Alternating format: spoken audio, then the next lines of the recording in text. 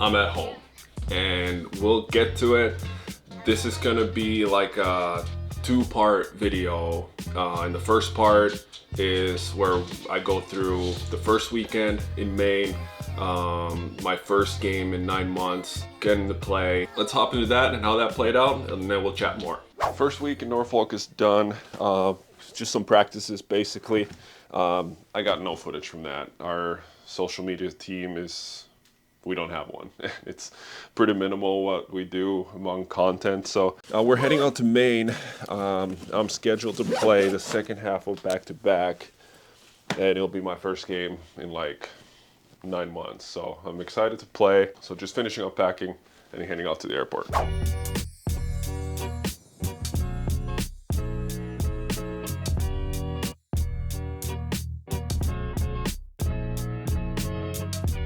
All right, made it to Portland, Maine. Not a horrible travel day. We had a connecting flight through Baltimore. It's 3:30 right now. Gonna head out, maybe find some coffee, maybe some food for the rest of the day. I think the plan is that Dom, who's the Winnipeg contract goalie, is gonna play tomorrow, and then Sundays should be my game. 3 o'clock start, so an early game. So big focus gonna be on tomorrow's morning skate, and then Saturday's game when I'm packing up. Just want to go through my pre-game routine, warm up, just to kind of fine tune things, be ready for Sunday's game. Since it was just a travel day, no workout, no skate or anything like that, I'm gonna do a couple drills on the NHL Sense Arena virtual reality training program. You know, just to keep that touch going into the weekend, just to get some kind of work done, check some pucks, keep these eyes going, and give myself the best chance to be ready tomorrow. As you can see, I don't have a lot of space in the hotel room, but you can pick and choose drills on NHL Sense Arena so you can still practice no matter how small your space is. NHL Sense Arena is the best and only way to train your on-ice skills, like tracking pucks and reading releases on days when you can't get on the ice. This is your sign to get started on NHL Sense Arena. Use my code CAS to save $50 on the annual plan. Maybe thought that finishing off the night, watching my boy Dobie play for the Habs. What a start he's had. That's awesome. He deserves it. I could see last year he's got the tools, so it's good to see that he's taking advantage of the opportunity. So just watching that, watching some hockey, doing some massage gun, get the legs flushed out. Just rest up, get ready for tomorrow.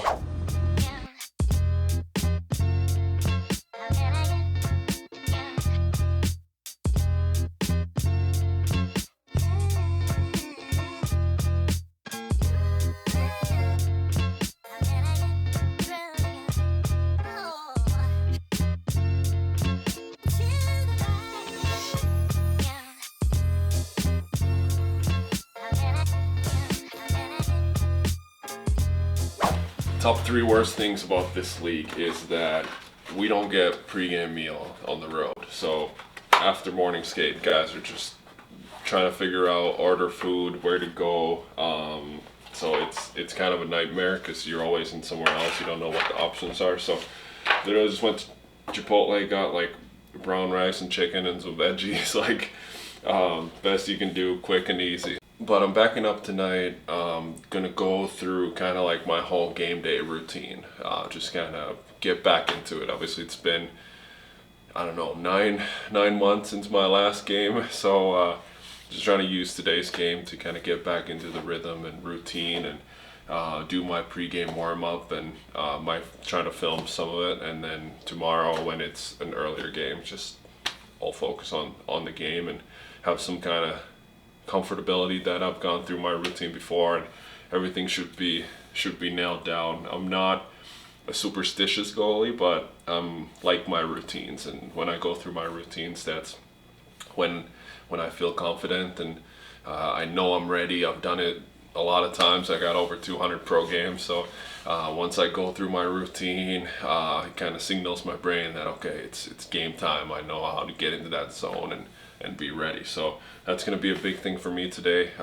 You know, be ready. And obviously in this league, we're affiliated with Winnipeg and Manitoba. So at any time, if something happens to one of those goalies on those two teams, Dom is going to get called up and then, you know, have to step in. So have to be ready, whether I'm playing or not. You never know what's going to happen. So I'm just going to eat, lay low, maybe grab a quick nap, and then head back to the rink for a 6 o'clock game.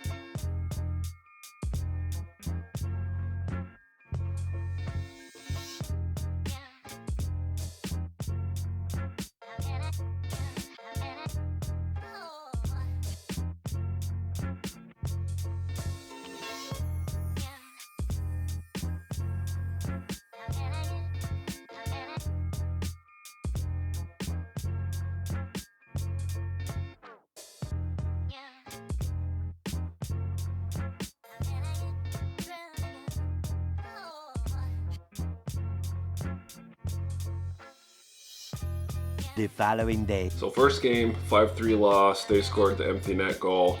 Not my best game, but I felt pretty good.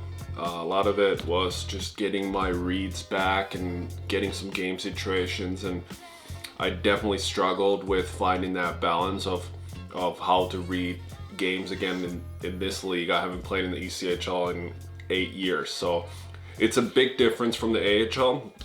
And it was just about finding the balance of when to be aggressive, when to stay back, what kind of plays do these players make in this league, and especially in the second period when I was, you know, they scored a few goals. I definitely got burnt on some of those. I was trying to read the play too much and trying to be ahead of the game, where some of those plays might happen in the American League. But like the first goal in the first period, they kind of tried to shoot the puck to the net.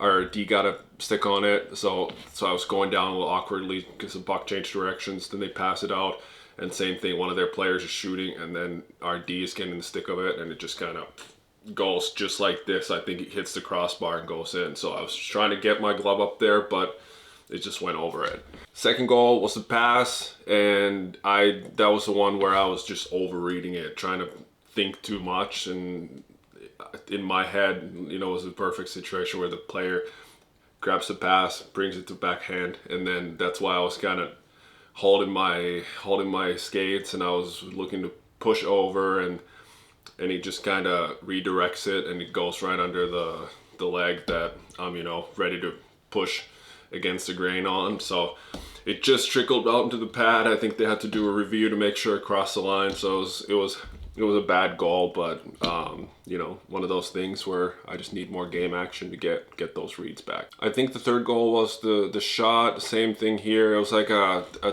2-on-2, I guess, with an option. And I'm reading too far ahead. I'm thinking when he kind of slows down, I'm thinking he's going to pass for sure, and then being too deep, ready to, you know, get my ground on the other side, and then he shoots, and it's coming between through the legs, and it just, when I'm going back like that, I don't have good balance, and then I'm not really ready for the shot, and then it just trickles somehow through me. Obviously that's a bad goal, but it's something that, with being more patient and having a better read on the play, and just, you know, being top of the crease and being ready for a shot, and then just dropping it would hit me right here, and it would be a simple save. So I think the fourth goal, I might be getting these goals mixed up, but it was a shot, kind of hits me in the arm, rebound in front, where I kind of, if there's a rebound, I want to keep the rebounds in front of me other than going somewhere in there and having to recover.